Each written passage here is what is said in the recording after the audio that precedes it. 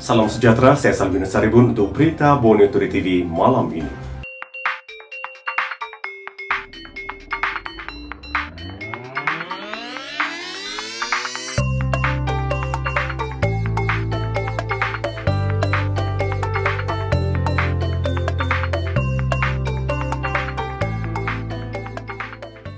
Datuk Dr. Jeffrey Kitingan gagal menunjukkan sebarang bukti yang kononnya Parti Warisan Sabah memberikan dokumen kepada parti yang terlibat dalam kebakaran. Presiden Parti Solidariti Tanah Airku STA, Datuk Dr. Jeffrey Kitingan gagal menunjukkan sebarang bukti ketika diminta berbuat demikian untuk mengesahkan tuduhan beliau sebelum ini kononnya Parti Warisan Sabah memberikan dokumen kepada pendatang asing tanpa izin parti yang terlibat dalam kebakaran. Jeffrey sebaliknya berkata beliau hanya menganggap semua penghuni di kawasan Setinggan adalah parti. Justru apabila berlaku kebakaran dan kerajaan memberikan bantuan, penerima bantuan tersebut adalah parti. Well, the illegal immigrants are staying everywhere, but mostly in squatter colonies. As you know lah, di mana ada squatters, they are there. So yes, we are looking especially at squatter colonies because we are also concerned with the spread of coronavirus. Jeffrey diminta wartawan memberikan bukti tersebut dalam sidang akhbar di Kota Kinabalu yang dihadirinya hari ini, memandangkan beliau sebelum ini mempersoalkan bantuan yang diberikan kerajaan kepada mangsa kebakaran di kawasan Setinggan yang dianggap sebagai parti. Jawapan dikemukakan Jeffrey ternyata membuktikan beliau hanya melakukan tuduhan liar terhadap warisan selama ini bagi memburuk-burukkan imej pemimpin kerajaan Sabah yang tampil menghulurkan bantuan terutama makanan kepada mangsa kebakaran. Hakikatnya bukan semua penduduk di kawasan Setinggan adalah parti kerana masih ramai rakyat golongan berpendapatan rendah tinggal di kawasan seperti itu. Maka apabila berlaku musibah kebakaran, kerajaan bertanggungjawab menghulurkan bantuan keperluan asas. Sementara itu, ketika wartawan menjelaskan lagi soalan dan meminta beliau menunjukkan bukti tuduhan tersebut, Jeffrey terus mengelak dengan menjelaskan tentang cadangan mahu menganjurkan forum bagi membincangkan isu parti yang turut melanda Semenanjung. We plan to hold a forum, public forum, to look into all problems related to illegal immigrants, and in particular how to resolve the long-standing illegal immigrants problem, given now that Semenanjung also is now realizing the negative effect of this PTI. The government has done a crackdown in Semenanjung, and they are now saying we must protect this country, we must keep Malaysia safe from outsiders, and therefore this is the right time to handle this for Sabah lah. Kenyataan Jeffrey tentang forum itu turut mendapat kritikan, memandangkan sudah terlalu banyak perbincangan diadakan sebelum ini oleh kerajaan terdahulu untuk mengatasi masalah parti di Sabah. Rakyat Sabah sebaliknya mahu supaya tindakan penguatkuasaan tegas diambil ketika ini, namun akhirnya tiada tindakan susulan diambil, terutama ketika era Barisan Nasional dan Parti Bersatu Sabah PBS mentadbir Sabah. Selepas 2 hari berturut-turut mencatatkan lebih 100 kes positif baharu COVID-19, bilangan kes yang dilaporkan di seluruh negara hari ini turun mendadak kepada 15 kes sahaja hari ini. Jumlah kes positif hari ini adalah angka paling rendah sejak Perintah Kawalan Pergerakan PKP dilaksanakan 18 Mac lalu. Ketua Pengarah Kesihatan, Datuk Dr. Nur Hisham Abdullah berkata, ini menjadikan jumlah kes positif COVID-19 di Malaysia sebanyak 7,619 kes dan jumlah kes aktif dengan keboleh jangkitan COVID-19 sebanyak 1,421 kes. Daripada 15 kes baharu yang dilaporkan hari ini, 6 adalah kes import yang mendapat jangkitan di luar negara. Daripada 9 kes penularan tempatan pula, 4 kes adalah bukan warga negara Malaysia. Sabah mencatatkan 1 kes positif baharu hari ini. Jabatan Kesihatan Negeri Sabah mengingatkan semua penghuni yang ditempatkan di pusat-pusat kuarantin agar menjaga kebersihan diri dan persekitaran. Ia susulan sikap tidak bertanggungjawab sesetengah individu yang meninggalkan pusat kuarantin dalam keadaan yang kotor.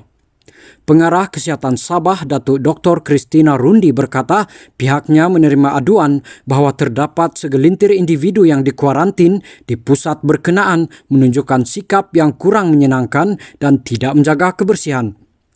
Beliau memahami ada individu yang merasa tidak selesa dan tidak puas hati kerana terpaksa menjalani perintah kuarantin di pusat kuarantin yang disediakan. Sehingga 26 Mei, 9,192 orang sedang menjalani perintah home quarantine dan 2,223 orang masih berada di 55 buah pusat kuarantin di seluruh Sabah.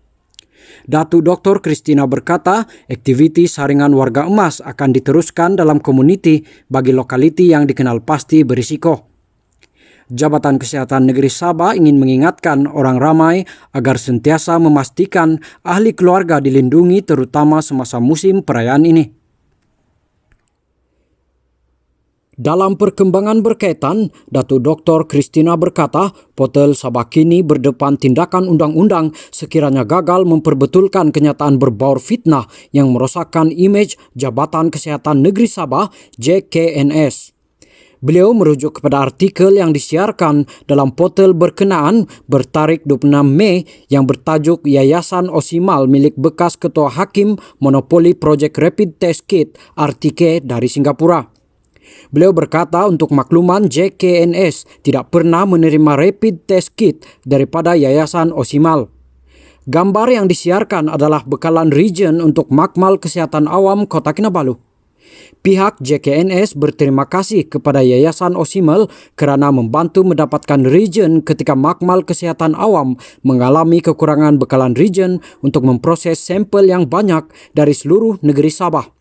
Datuk Dr. Christina berkata, sebaiknya semasa wabak COVID-19 yang melanda seluruh dunia termasuklah Sabah, semua agensi dan orang perseorangan bersatu hati menyelesaikan masalah dan bukannya mempolitikkan isu penyakit untuk kepentingan tertentu. Untuk itu, pihak JKNS tidak akan teragak-agak untuk mengambil tindakan lanjut sekiranya fitnah sebegini yang merosakkan imej jabatan itu tidak dibetulkan oleh pihak Sabah kini.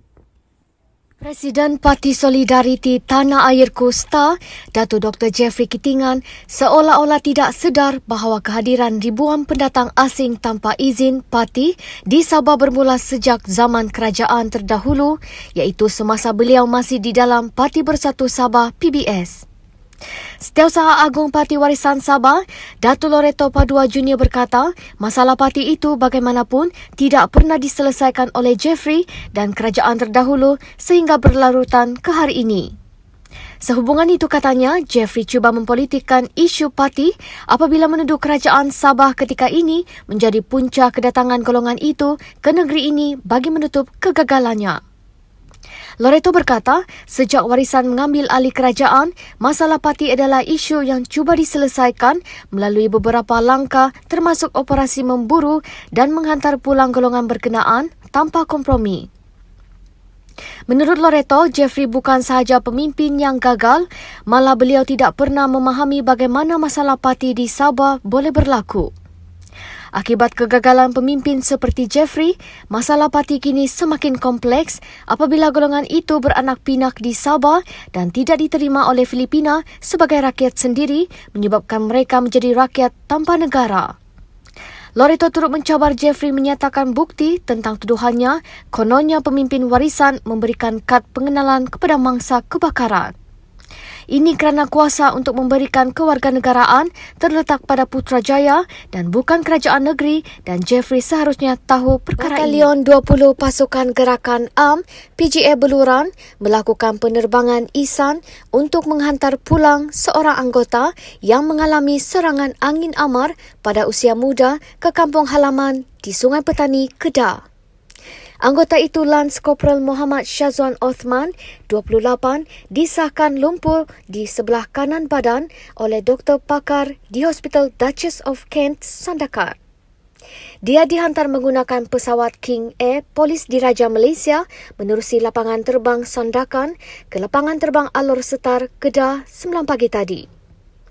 Muhammad Syazwan sebelum ini bertugas sebagai anggota infanteri di Batalion 20 PGA Beluran. Penerbangan Ihsan membawa pulang anggota terbabit ke kampungnya di Kedah bagi membolehkan Muhammad Syazwan dijaga keluarganya kerana tidak mempunyai saudara mara di sini di Sabah. Penerbangan Ihsan itu diketuai juruterbang Jimmy Roy dari Pasukan Gerakan Udara PDRM. Turut mengiringi Muhammad Syazwan sehingga ke kampungnya adalah pegawai pelatun Inspektor Muhammad Nazrin Shah Zulhakim. Sebanyak RM8,500 derma kilat daripada kalangan pegawai dan anggota Batalion 20 PGA Beluran selain sumbangan pengurusan tertinggi berjaya dikumpul dan diserahkan kepada Muhammad Syazwan untuk membantu meringankan bebannya. Sekian berita Bonito di TV malam ini, saya Salvinus Saribun.